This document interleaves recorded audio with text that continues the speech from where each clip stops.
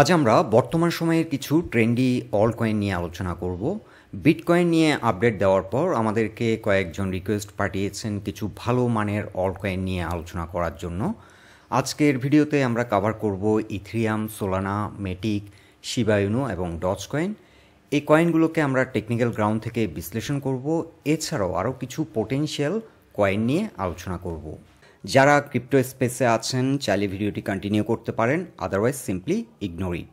Before you dive headfirst into crypto space, we would request you to conduct your own research or seek advice from financial planner. শুরুতেই weekly চার্টে তুলে ধরছি ইথেরিয়ামের অবস্থান। Ethereum বর্তমানে trade হচ্ছে 3296 price পয়েন্টে। Recently একটি গুরুত্বপূর্ণ রেসিস্ট্যান্স পয়েন্ট ব্রেকআউট করেছিল। ব্রেকআউট পয়েন্ট ছিল প্রাইস পয়েন্ট লেভেল 3195। যেহেতু এই গুরুত্বপূর্ণ রেসিস্ট্যান্স পয়েন্টটিকে ব্রেকআউট করেছে, এখন এই রেসিস্ট্যান্স পয়েন্টটি সাপোর্ট হিসেবে কাজ করছে। 3195 এখন ইথেরিয়ামের জন্য একটি গুরুত্বপূর্ণ সাপোর্ট পয়েন্ট। লাস্ট উইক এই সাপোর্ট জোনটিকে একবার রিটেস্ট করলো, রিটেস্ট করে এখান থেকে রিজেক্ট হয়ে বর্তমানে 3295 প্রাইস পয়েন্টে ট্রেড হচ্ছে। ইথেরিয়ামের অল টাইম হাই হলো 4218। বর্তমান প্রাইস অ্যাকশন বিবেচনায় ইথেরিয়াম 4218 প্রাইস পয়েন্টের আগে মেজর কোনো কারেকশন দেবে বলে মনে হচ্ছে না। মান্থলি চার্টে যদি ইথেরিয়ামের অবস্থান আমরা আরও ভালোভাবে অবজার্ভ করি, ইথেরিয়ামের ম্যাক্সিমাম ভলিউম ট্রেড হয়েছিল 2020 থেকে 2023 দিকে।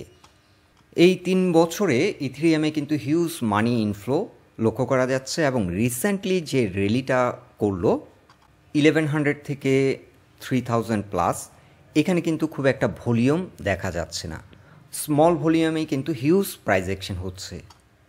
অ্যাপারেন্টলি মান্থলি চার্টে যেটি দেখা যাচ্ছে, ইথেরিয়ামে যারা এন্ট্রি নিয়েছেন, বিশেষ করে লার্জ ইনস্টিটিউশনাল ইনভেস্টর কিংবা হেজ ফান্ড যারাই এন্ট্রি নিয়েছেন, ইথেরিয়াম থেকে কিন্তু তারা এক্সিট নিচ্ছে না।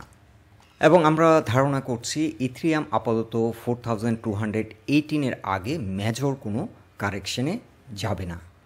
এরপরও অ্যালার্ট থাকতে হবে 3195, এই জোনটিতে অ্যালার্ট থাকতে হবে।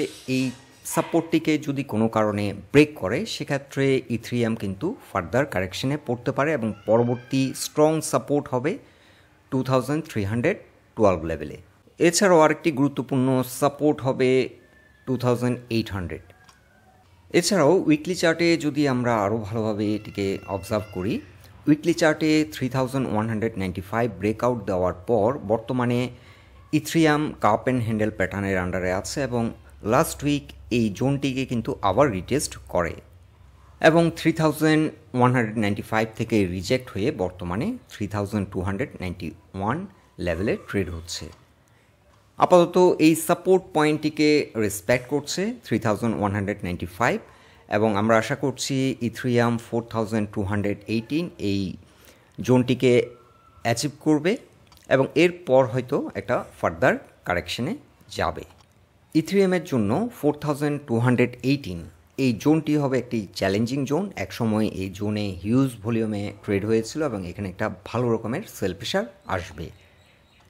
ইথেরিয়ামের ক্ষেত্রে আমরা শর্ট টার্গেট সেট করছি 4220 আর লং টার্ম ইথেরিয়ামের ক্ষেত্রে আমরা দুটো টার্গেট দিচ্ছি, একটি হলো 7400 আর একটি হলো 6080। এখন উইকলি চার্টে তুলে ধরছি সোলানা ব্লকচেনের অবস্থান। সোলানা বর্তমানে ট্রেড হচ্ছে 143 প্রাইস পয়েন্টে এবং সোলানার অল টাইম হাই ছিল 258। সোলানা হচ্ছে বর্তমান সময়ে একটি ফাস্ট গ্রোয়িং ব্লকচেন এবং ইনভেস্টমেন্টের জন্য এটি হতে পারে একটি গুড চয়েস।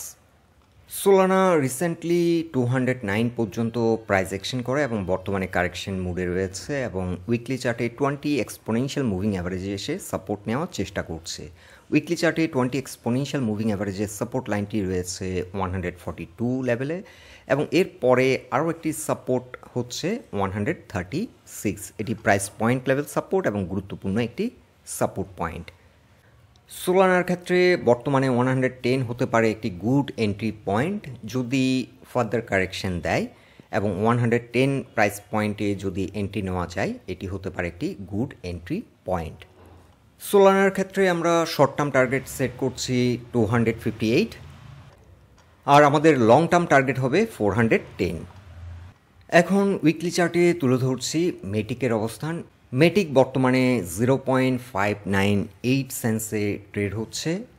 মেটিক বর্তমানে সিমেট্রিক্যাল ট্রায়াঙ্গেল প্যাটার্ন ফলো করছে এবং মেটিকের জন্য এখন গুরুত্বপূর্ণ সাপোর্ট পয়েন্ট হবে 0.57। এই সাপোর্টটি যদি রেসপেক্ট করে এখান থেকে মেটিক ইউটার্ন নিয়ে আপ টু $1 পর্যন্ত প্রাইস অ্যাকশন করতে পারে। আর যদি কোনো কারণে এই সাপোর্টটিকে রেসপেক্ট না করে পরবর্তী স্ট্রং সাপোর্ট হবে 50 এবং এর পরের সাপোর্টটি হবে 38 সেন্স। মেটিকের অল টাইম হাই ছিল 2.90 সেন্স এবং আমরা আশা করছি এই বছর হয়তো মেটিক তার অল টাইম হাই অ্যাচিভ করবে। এই ট্রায়াঙ্গেল প্যাটার্নটি যদি ব্রেকআউট দিতে সক্ষম হয় সেক্ষেত্রে মেটিকের গন্তব্য হতে পারে 2.90। মেটিকের ক্ষেত্রে আমাদের শর্ট টার্ম টার্গেট হচ্ছে $1 এবং এই ট্রায়াঙ্গেল প্যাটার্নটি যদি ব্রেকআউট দিতে সক্ষম হয় সেক্ষেত্রে মেটিকের আমাদের লং টার্ম প্রজেকশন হলো 2.90, যেটি মেটিকের অল টাইম হাই ছিল। এখন উইকলি চার্টে আপডেট দিচ্ছি শিবা ইনু কয়েন নিয়ে। শিবা ইনু বর্তমানে ট্রেড হচ্ছে 0.000199 প্রাইস পয়েন্টে। বর্তমানে শিবা ইউনো ডাউন ট্রেন্ডে রয়েছে এবং ফলিং ওয়েজ প্যাটার্ন ফলো করছে এবং শিবা ইউনোর জন্য একটি গুরুত্বপূর্ণ সাপোর্ট পয়েন্ট হলো 0.000179। আর অ্যাজ লং অ্যাজ শিবা ইনু এই চ্যানেলটি ফলো করছে, ফলিং ওয়েজ প্যাটার্ন ফলো করছে, শিবা ইনুর ওভারঅল ডাইরেকশন কিন্তু ডাউনওয়ার্ড। শিবা ইনু তখনই আপ ট্রেন্ড করবে এই প্যাটার্নটিকে যখন ব্রেকআউট দিতে সক্ষম হবে। অ্যাপারেন্টলি মনে হচ্ছে শিবা ইনু ফার্দার আরও কারেকশন দিতে পারে। উইকলি চার্টে আমরা লক্ষ্য করছি শিবা ইনু 20 এক্সপোনেনশিয়াল মুভিং অ্যাভারেজের নিচে নেমে গেছে, সেক্ষেত্রে ফার্দার আরও কারেকশন হবে বলে ধারণা করছি। শিবা ইনুর জন্য এখন একটি গুরুত্বপূর্ণ সাপোর্ট হচ্ছে 0.000179 এবং এরপরে স্ট্রং সাপোর্ট পয়েন্টটি হচ্ছে 0.000162। এখন উইকলি চার্টে তুলে ধরছি ডজ কয়েনের অবস্থান। ডজ কয়েন বর্তমানে ট্রেড হচ্ছে 0.13442 সেন্সে। ডজ কয়েনের একটি গুরুত্বপূর্ণ সাপোর্ট পয়েন্ট ছিল 0.14017। এই সাপোর্টটিকে রেসপেক্ট না করার কারণে বর্তমানে একটি গুরুত্বপূর্ণ প্যাটার্ন ব্রেকডাউন হয়েছে। ডজ কয়েনের ক্ষেত্রে বর্তমানে আমরা যে প্যাটার্নটি দেখতে পাচ্ছি এটা ওভারঅল একটা বেয়ারিশ প্যাটার্ন এবং গুরুত্বপূর্ণ সাপোর্টটি ব্রেকডাউন করার কারণে ডজ কয়েন এখন বেয়ারিশ অবস্থান ক্রিয়েট করেছে। আর ডজ কয়েনের জন্য এখন গুরুত্বপূর্ণ একটি সাপোর্ট হচ্ছে 0.1182। ডজ কয়েনের জন্য এখন একটি গুড এন্ট্রি পয়েন্ট হতে পারে উইকলি চার্টে 50 EMA 0.1185। আর ডজ কয়েন যদি এখন যে গুরুত্বপূর্ণ সাপোর্টটিকে ব্রেক করলো এই সাপোর্টটিতে যদি আবার কাম ব্যাক করতে সক্ষম হয়, বিশেষ করে 0.1417 উপর ঘুরে দাঁড়াতে সক্ষম হয়, সেক্ষেত্রে আবার নতুন করে এন্ট্রি নেওয়া যেতে পারে এবং এর কিছুটা নিচে স্টপ লস সেট করা যেতে পারে। বর্তমানে উইকলি চার্টে আমরা একটা বেয়ারিশ অবস্থান লক্ষ্য করছি এবং ফার্দার আরও কারেকশন হতে পারে। ডজ কয়েনের ক্ষেত্রে আমাদের ফার্স্ট টার্গেট হবে 0.33 এবং সেকেন্ড টার্গেট হবে 0.57। আর শিবা ইনুর ক্ষেত্রে আমাদের ফার্স্ট টার্গেট হবে 0.000668। এছাড়া যারা শর্ট টার্ম ট্রেড করতে ইন্টারেস্টেড তাদের জন্য রিসেন্ট হাইটিকে আমরা প্রেফার করব 0.00004547। শিবা ইনু এই প্যাটার্নটিকে যদি ব্রেকআউট দিতে সক্ষম হয় সেক্ষেত্রে এখানে একটি ব্রেকআউট ট্রেড নেওয়া যেতে পারে এবং ফার্স্ট টার্গেট হতে পারে 0.00003274। এছাড়াও লং টার্ম ইনভেস্টমেন্টের জন্য আমরা আরও কিছু কয়েন প্রেফার করছি। অর্ডি রিসেন্টলি কিন্তু একটা হিউজ র্যালি করে। অর্ডির জন্য গুড এন্ট্রি পয়েন্ট হতে পারে $30।